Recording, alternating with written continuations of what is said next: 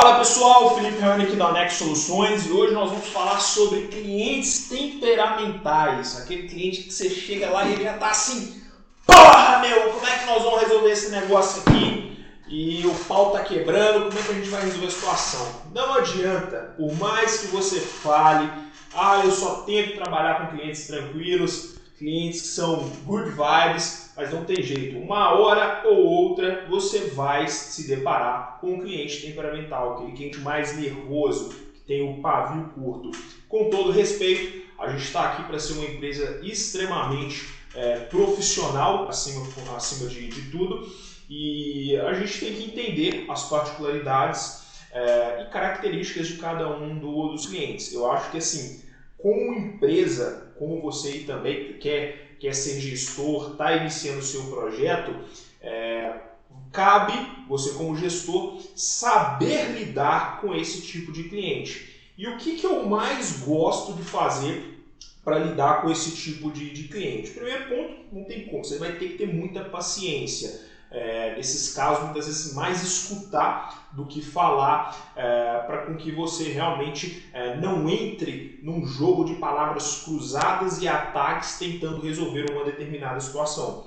E principalmente entrar com argumentos técnicos. Os argumentos técnicos, eles são a arma mais poderosa que você tem para quebrar qualquer tipo de barreira ou empecilho para com que aquele cliente queira, digamos assim, objeção na verdade, para aceitar a sua ideia e aquilo que você está expressando para ele. Né? Porque a partir do momento que você faz isso, você mostra para ele, olha, é assim, assim assado que funciona. Se você não fizer dessa maneira, provavelmente você vai se prejudicar. E você deixar isso claro, e outro ponto que eu também gosto muito é de demonstrar exemplos, tá? Sempre tentar materializar, olha, esse case aqui, tal empresa fez isso dessa maneira. Porque a partir disso, aquele cliente vai ter a convicção de que você não está tirando as coisas da cabeça, você realmente está tentando trazer o melhor para ele, a melhor solução para o negócio dele. Ele está precisando de um pouco de paciência para poder aceitar essas ideias. Então, assim, eu, Felipe, quando eu preciso lidar com clientes temperamentais, as minhas na verdade, 3 regras, né? Paciência, você vai ter que ter calma, acima de tudo você vai ter que ter a percepção que você é uma empresa, precisa agir da maneira mais profissional possível. Deixando claro, pessoal, não é falta de respeito, tá?